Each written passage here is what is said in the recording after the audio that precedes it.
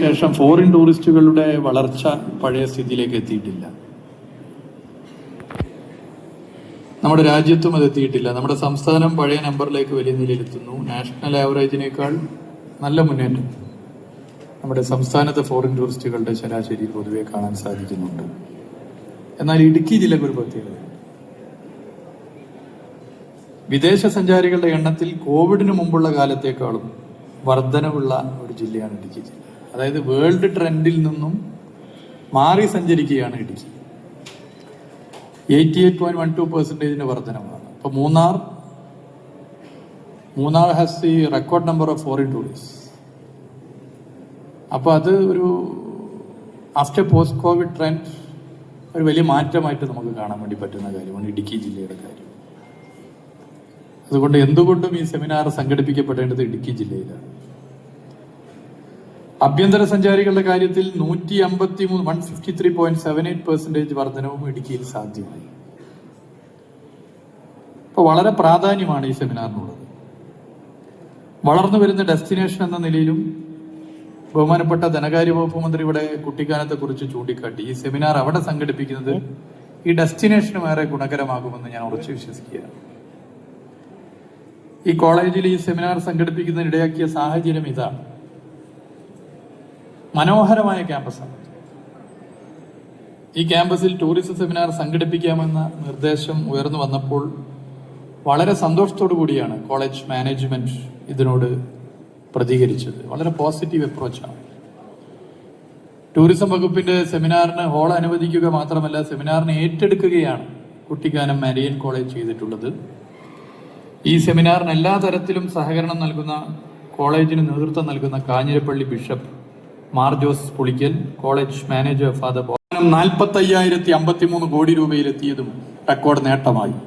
വിവിധ അന്താരാഷ്ട്ര അവാർഡുകളും അന്താരാഷ്ട്ര മാധ്യമങ്ങൾ അടയാളപ്പെടുത്തലുകളും കേരള ടൂറിസത്തിന്റെ പെരുമ ലോകമെങ്ങും എത്തിച്ചു. ആഭ്യന്തര സഞ്ചാരികളുടെ വരവിലുണ്ടായ കുതിച്ചുചാട്ടം നിലനിർത്തുന്നതിനോടൊപ്പം വിദേശ സഞ്ചാരികളുടെ വരവ് വീണ്ടും ഉയർത്തുക എന്നുള്ള ഉത്തരവാദിത്തം നമ്മുടെ മുമ്പിലുണ്ട്.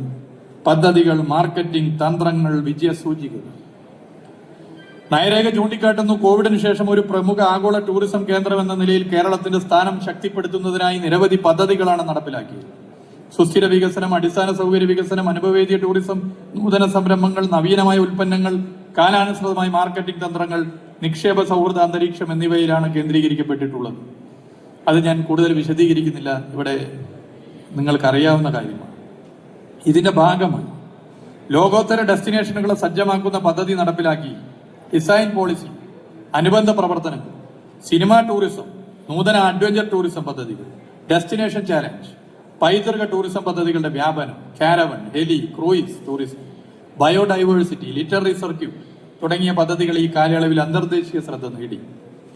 ഇവിടെ ഡിസൈൻ പോളിസിയെ കുറിച്ച് പറയുമ്പോൾ ആർക്കിടെക്ട് അസോസിയേഷന്റെ ഭാരവാഹികളുണ്ട്, ഇതിന്റെ പാനലിസ്റ്റായി വന്നവരുണ്ട്.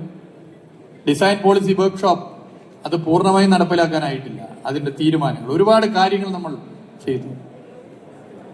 കേരളത്തിന്റെ ബഹുമാനപ്പെട്ട മുഖ്യമന്ത്രി ഉദ്ഘാടനം ചെയ്ത് 2 ദിവസം നീണ്ടുനിന്ന മികച്ച പാനലിസ്റ്റുകൾ പങ്കെടുത്ത ഡിസൈൻ പോളിസി വർക്ക്ഷോപ്പ് അതിന്റെ റിസൾട്ടാണ് ബഹുമാനപ്പെട്ട ധനകാര്യ വകുപ്പ് മന്ത്രി പറഞ്ഞ കൊല്ലത്തെ പൊതുമരാമത്ത് വകുപ്പ് പാലത്തിനടിയിലുള്ള വി പാർക്ക്. അത് ഇന്നൊരു മാറ്റമായി. കേരളത്തിന്റെ പ്രത്യേകത എന്താണ്? തൊഴിലിന്റെ സ്വഭാവം ലോകത്ത് മാറിയതുപോലെ കേരളത്തിൽ മാറുന്നു. ജോലി കഴിഞ്ഞ് തിരിച്ച് വീട്ടിലെത്തുന്ന സമയം ഒരു 8 മണി 9 മണിയായി മാറും. പുറത്തേക്ക് ഫാമിലിയായിട്ട് പോകണം, എവിടേക്ക് പോകും? ഞങ്ങളുടെയൊക്കെ ചെറുപ്പകാലത്ത് സിനിമ സെക്കൻഡ് ഷോനോ പോയി 9:30 മണിക്ക്.